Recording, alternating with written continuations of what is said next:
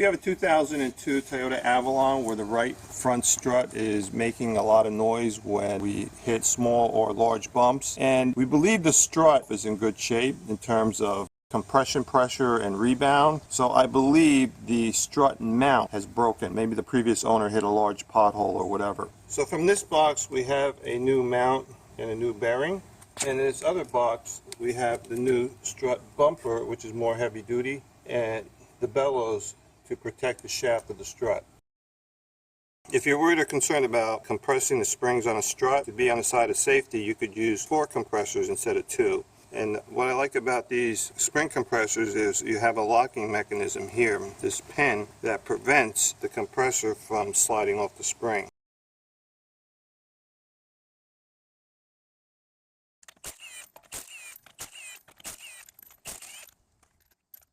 So I'm going to detach the upper portion of the stabilizer bar link.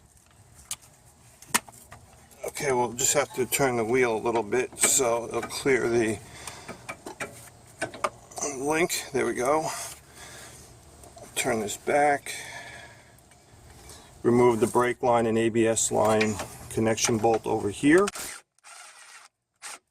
This brake line here.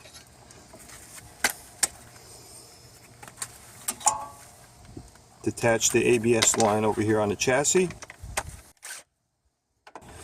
and then remove these 2 large pinch bolts that holds the strut to the steering knuckle. Okay, make sure you're taking off the pinch bolts on the nut side. Wow, it's on tight.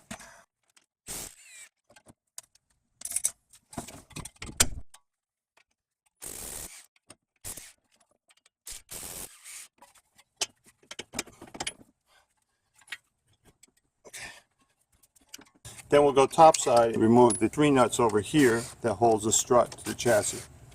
Now I'm going to hold the strut from the bottom so it doesn't collapse.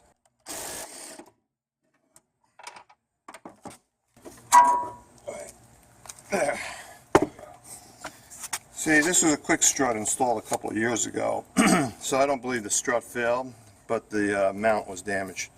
So while there's tension from the spring to the nut, I just want to break the tension a little bit before I use my compressors.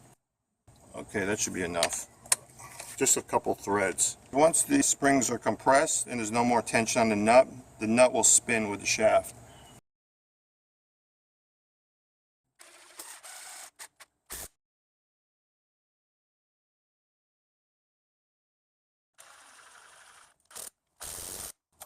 And then I'll put a third one over here.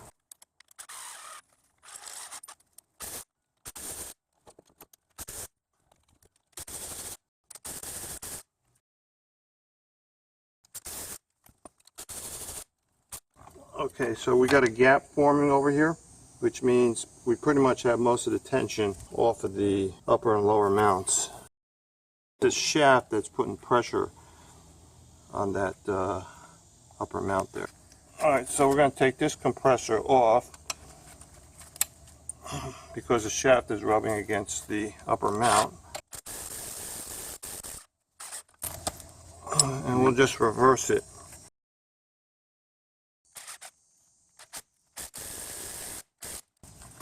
See, this is nice and loose now.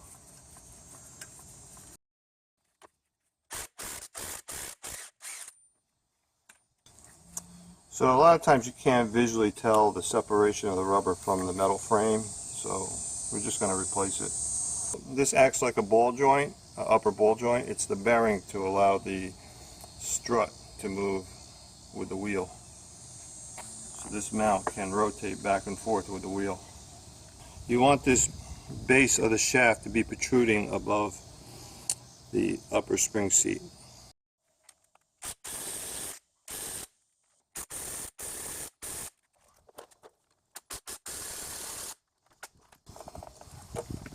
Okay, it's just about there. See that?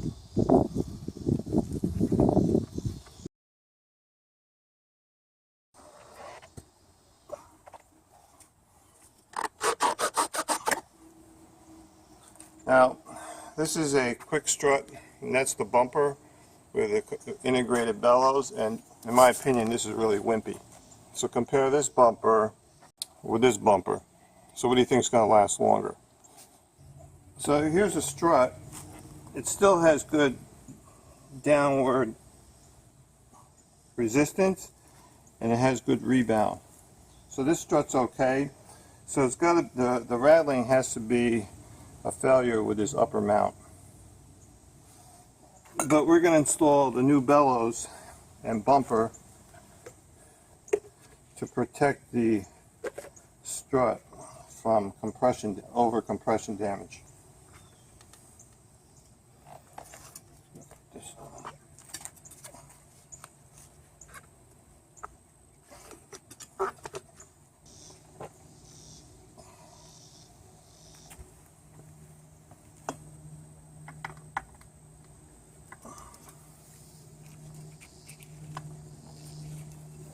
Alright, here's the new bearing. You just have to line up these grooves with the grooves over here.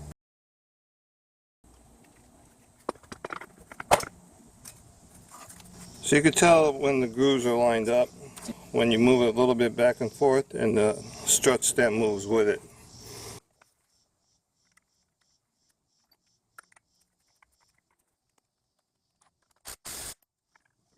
And now you can see the stem is moving with the nut.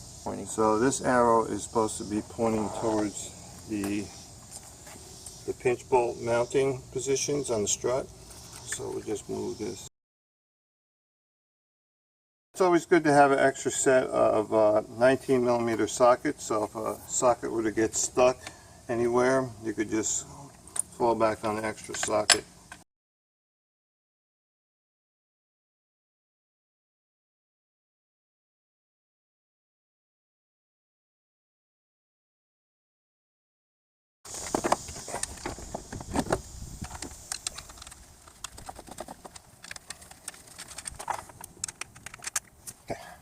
I'm going to tighten up the nuts, but allow a little bit of free play, which will ease putting in the pinch bolts for the strut. It's a good idea to get another jack to help hoist up the steering knuckle up to match the bolt holes. Now the problem is sometimes the CV axle bearing pops out, so you have to wiggle it a little bit until it pops back in.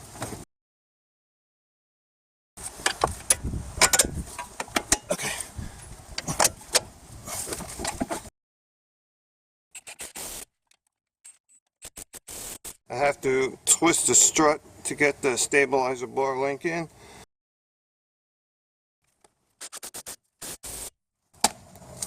Move it back.